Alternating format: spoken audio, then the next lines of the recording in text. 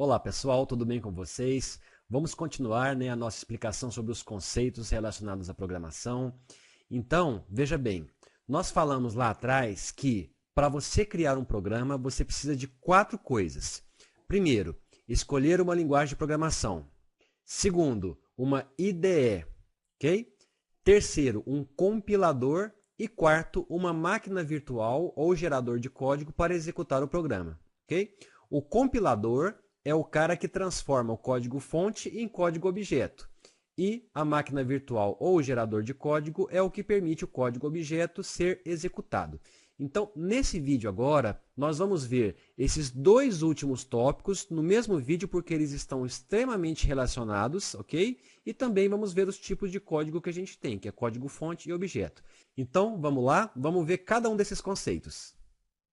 O primeiro deles é código-fonte. O que é um código-fonte, pessoal? Código-fonte é aquele escrito pelo programador em linguagem de programação. Todos aqueles exemplos que eu mostrei lá para vocês da solução do problema da média escrito em várias linguagens diferentes, eu mostrei o código-fonte, ou seja, o código escrito em cada uma das linguagens de programação. É este código aqui que nós programadores escrevemos. Esse código, entretanto, pessoal, ele não é entendido pelo computador nem pelo sistema operacional. Ele tem que ser convertido em um código que possa ser executado. E aí que começa a explicação do que a gente chama de compilação. Compilação é um processo que transforma o código-fonte no que a gente chama de código-objeto. Esse processo é feito por um software chamado compilador. Durante o processo de compilação, o compilador faz a análise léxica e sintática. Se tiver algum erro léxico ou sintático no meu código-fonte, a compilação é abortada e o programador é obrigado a corrigir os erros que porventura existam.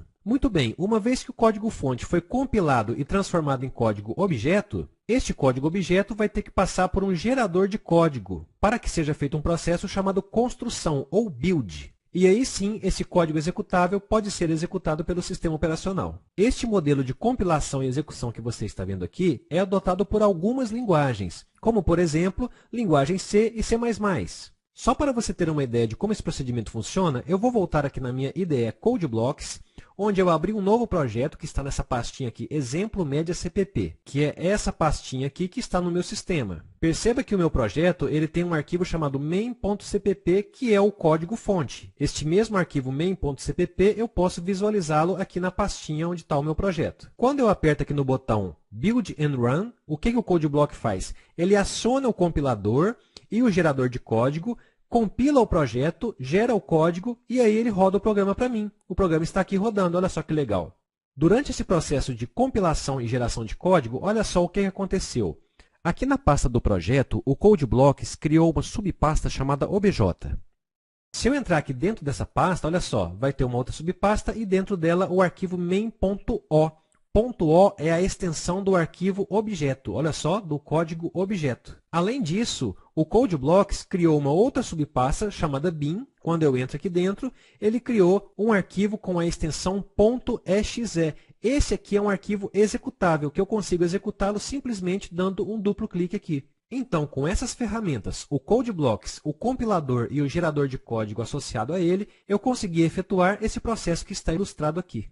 Entretanto, nem toda linguagem utiliza esse processo. Existe também um processo chamado interpretação, que é quando eu tenho um software chamado interpretador, que ele vai ler o código-fonte e vai realizar a análise léxica, sintática, a geração de código sob demanda. Ou seja, gradualmente o interpretador vai lendo o código-fonte, traduzindo ele para o código executável e executando. Esse modelo de interpretação e execução é usado por várias linguagens, tais como PHP, JavaScript, Python, Ruby. São as linguagens interpretadas. E nós temos ainda uma terceira abordagem, que é a abordagem híbrida. É quando eu tenho o código-fonte, esse código-fonte passa por uma pré-compilação, que faz análise léxica e sintática também, gerando um código-objeto que recebe o nome de bytecode. O bytecode é um código já pré-compilado. Porém, ao invés de passar por um gerador de código e ser gerado código executável, esse bytecode vai ser executado por uma máquina virtual, que faz a interpretação desse bytecode e aí sim a geração de código sob demanda e a execução do programa. Essa abordagem híbrida de compilação, interpretação e execução é adotada por algumas linguagens tais como Java e o C#. A máquina virtual que executa o bytecode Java é chamada de JVM, Java Virtual Machine, e a máquina virtual que executa o bytecode C# é chamada de Microsoft.NET Framework. Só para você ter uma ideia, eu vou vir aqui na minha ideia Eclipse, onde eu tenho o código-fonte de um programa Java que eu escrevi, que está dentro de uma pasta chamada Exemplo Média Java. Se eu vier aqui nessa pasta, eu vou encontrar aqui a pastinha src, que é a abreviação de source, ou seja, fonte. Dentro dela vai estar o meu código-fonte, que é o main.java, que é o arquivo que está aberto aqui no Eclipse. Porém, o Eclipse também criou uma subpasta chamada bin, onde ele gravou o arquivo main.class, que é o bytecode, ou seja, o código pré-compilado a partir do meu código .java. Este arquivo com a extensão .class, para ele ser executado, eu tenho que executar a partir da máquina virtual do Java. Dessa forma, quando um desenvolvedor for entregar um produto desenvolvido em Java, ele tem que entregar não só os arquivos pré-compilados, como também a máquina virtual do Java para que o programa possa ser executado. A linguagem C#, da mesma forma, você escreve o código-fonte do seu programa aqui no Visual Studio, que aqui no meu caso está na pasta exemplo-média-C#, e o arquivo chama program.cs. Se você olhar aqui na pasta normal, o arquivo está aqui, o código-fonte. Porém, quando você manda compilar o projeto, aqui, ó, recompilar o projeto, o compilador do C# grava o bytecode compilado na pastinha bin na forma de um arquivo .exe. Porém, este não é um arquivo .exe comum. Quando executado, este arquivo vai acionar a máquina virtual Microsoft.NET Framework. E aí sim, ele é executado em cima da máquina virtual. Muito bem, pessoal, existem vantagens e desvantagens na compilação e na interpretação. Uma vantagem da compilação é a velocidade do programa. Como todo o processo de compilação e geração de código é feito previamente, é natural que o programa vai ficar mais rápido. Além disso, quando você está mexendo com uma linguagem compilada, você tem um maior auxílio do compilador antes da execução, porque o compilador ele faz análise léxica e sintática e não deixa você nem executar se tiver algum erro léxico ou sintático no seu programa. A interpretação, por outro lado, tem algumas vantagens.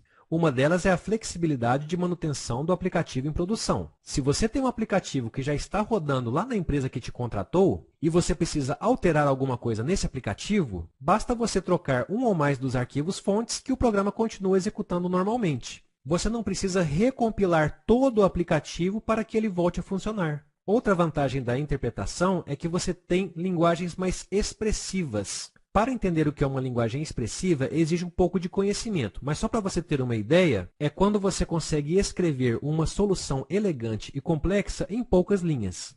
Outra grande vantagem da interpretação é que você não precisa recompilar o código-fonte para rodá-lo em plataformas diferentes. Se você quer que o seu programa rode em Windows, Linux ou Mac, você não tem que mudar nada no seu código-fonte, bastando ter um interpretador para cada uma dessas plataformas. Já a abordagem híbrida do Java e do C#, ela pega algumas vantagens dos dois mundos. Eu marquei com uma seta grossa aquelas vantagens que são muito bem aproveitadas na abordagem híbrida. E eu marquei com setas mais finas as vantagens que são parcialmente aproveitadas pela abordagem híbrida.